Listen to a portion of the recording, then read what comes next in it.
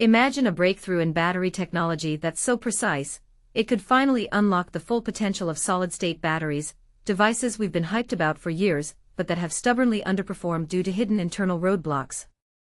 Researchers from Germany, teaming up with experts in Japan, have cracked the code on understanding space charge effects, those sneaky zones that add extra resistance and sap efficiency during charging and discharging.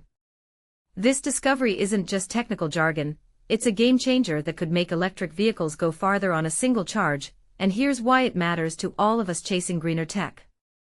Let's break it down simply, because battery science can feel like rocket engineering to newcomers. Space charge effects happen when charged particles called ions shuffle around inside the battery to store or release energy, but they build up at key junctions, creating a barrier that slows everything down, like traffic jams in a microscopic city.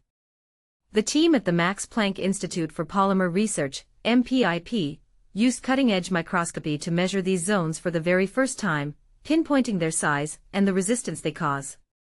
Published in the prestigious journal ACS Nano, their work shows these effects mostly pop up at the positive electrode, the cathode, for those dipping their toes into this, where a superthin layer, less than 50 nanometers wide, thinner than a strand of spider silk, forms and dynamically shifts based on how charged the battery is. Picture a battery as a tiny pump, as MPI-P group leader Rudiger Berger so aptly describes it.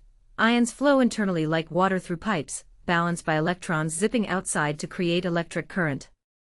But when ions crowd at interfaces between materials, they repel each other, forming this space charge layer that adds about 7% to the battery's overall resistance, though that number can swing wildly depending on the electrolyte materials chosen, like picking the wrong oil for your car engine.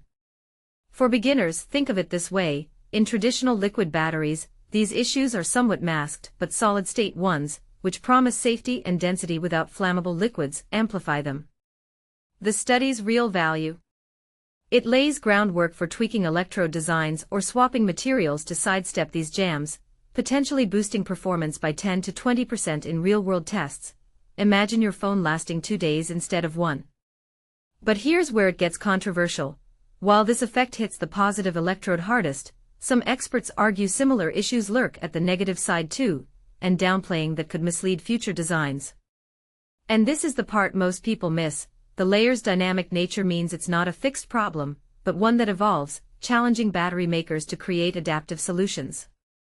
The researchers tackled the measurement hurdles with 2 innovative tools: Kelvin probe force microscopy, which scans a sliced-open battery model like a high-tech needle probing electrical potentials in near real-time, and nuclear reaction analysis, which spots lithium buildup at the electrode interface. Taro Hitosuji from the University of Tokyo notes these methods are fresh to battery research and ripe for broader applications, like probing other energy storage puzzles. Looking ahead, this collaboration paves the way for optimized electrodes that could slash resistance and supercharge solid-state batteries, making them viable for everything from EVs to wearables. Yet, a subtle counterpoint emerges: is focusing so heavily on space charges overlooking bigger hurdles, like scaling production affordably? What do you think? Will this precision finally tip solid-state batteries into mainstream success, or are we still years away? Share your take in the comments. I'd love to hear if you're optimistic or skeptical about this tech revolutionizing our daily lives. Originally reported by Cora Werwitz for electrive.com's German edition, with details from MPIP-Mainz.mpg.de.